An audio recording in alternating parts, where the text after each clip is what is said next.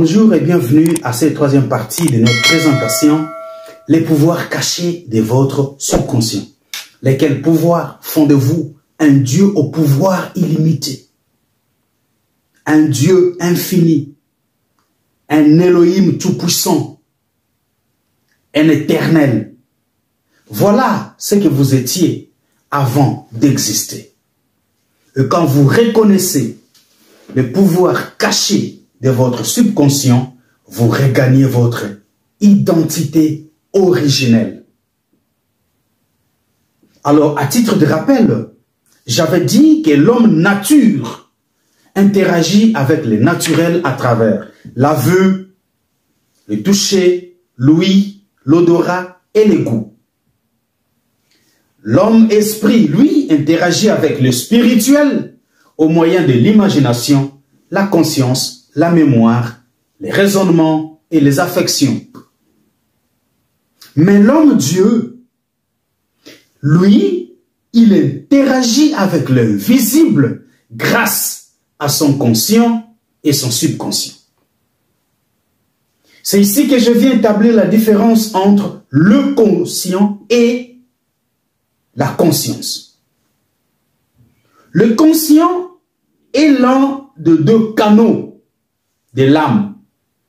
Comme le corps a 5 canaux, l'esprit a 5 canaux, l'âme a 2 canaux. Le conscient et le subconscient. Alors, le conscient est l'un des canaux de l'âme. C'est un état de gestion des choses que nous percevons à travers nos sens naturels du corps et nos sens spirituel de l'esprit. Là, c'est le domaine du conscient. Tandis que la conscience, elle est une représentation mentale de l'existence. C'est bien clair. Alors, grâce au pouvoir caché de votre subconscient, vous pouvez vous offrir plus de pouvoir, plus de richesse, plus de santé, plus de bonheur, plus de joie. Si et seulement si vous savez localiser ces pouvoirs, les identifier et les appliquer. Parce que vous êtes comme un jardinier. Vous avez des semences que vous êtes en train de s'aimer. Des semences que vous confiez à la terre. Et ces semences sont des pensées. Et tout dépend de la nature des pensées que vous sémez dans le sol arable de votre subconscient. Parce que chaque pensée a une nature. Chaque pensée a une certaine fréquence. Alors, tout dépend de quelle pensée vous sémez dans les sols arables de votre subconscient. Alors, j'ai dit que ces pensées sont des semences. Ces semences sont des pensées. Alors, tout dépend de la nature de ces pensées-là. Parce que ce que vous plantez dans votre subconscient, c'est ce que vous récoltez dans votre corps. Parce que le corps, lui, ne fait qu'exécuter les ordres. Le corps est sous l'influence de votre esprit. Lui ne fait que subir les conséquences de ce qui se passe dans votre esprit et dans votre âme. Vous avez appréhendé une pensée, vous l'avez confiée à votre âme l'a traitée, votre âme a fait le processing de ces pensées et les renvoie à votre esprit. Et votre esprit fait maintenant obéir votre corps. Votre corps obéit aux ordres de votre esprit en se servant de cette pensée qui a été élaborée dans votre subconscient.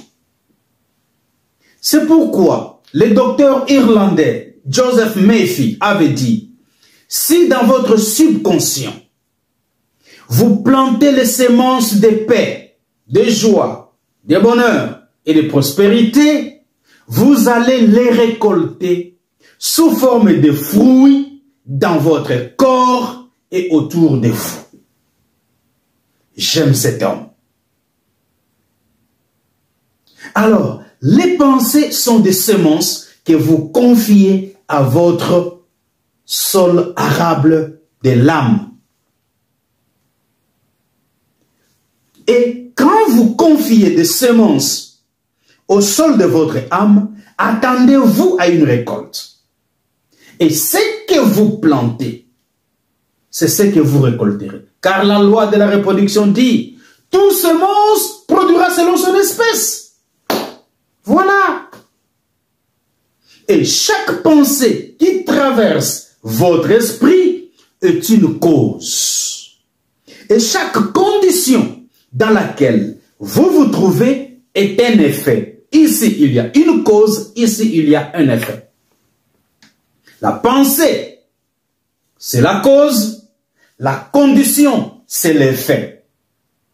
Donc, ce que vous êtes maintenant, c'est l'effet de vos pensées. En d'autres termes, vous ne vivez que les effets de vos causes. Vous êtes victime de vos propres pensées. En d'autres termes encore, vous ne récoltez que ce que vous sémez. C'est pourquoi vous devez être le maître de vos pensées. Si vous voulez subir des effets agréables, apprenez à être le maître de vos pensées. Vous ne pouvez pas contrôler vos pensées d'une manière intégrale, mais vous pouvez en être le maître. Alors, une fois que vous commencez à contrôler vos pensées, vous pouvez maintenant appliquer le pouvoir de votre subconscient à n'importe quelle situation, à n'importe quel problème, à n'importe quelle difficulté, à n'importe quelle impossibilité.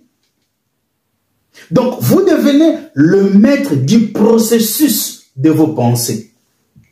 Bien que vous ne pouvez pas avoir un contrôle absolu de vos pensées, mais vous pouvez en contrôler le processus.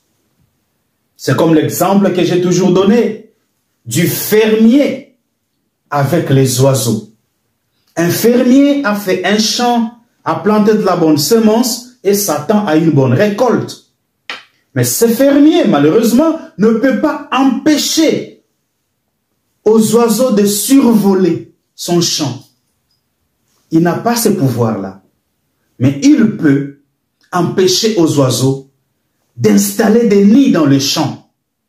Parce qu'en installant des nids, ils vont se reproduire, ils deviendront nombreux et ils vont saccager le champ.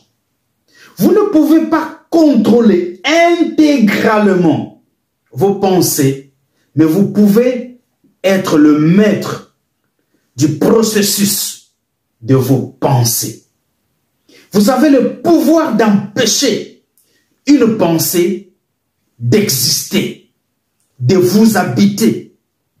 Vous avez ce pouvoir-là. Et dès que vous arrivez en cette condition-là, vous pouvez maintenant accéder, grâce au déclic esprit-âme, pour pouvoir intimer l'ordre que j'ai appelé le cri des commandements.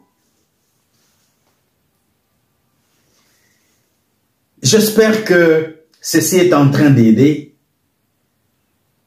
Je compte vous retrouver bientôt et très bientôt pour une autre analyse.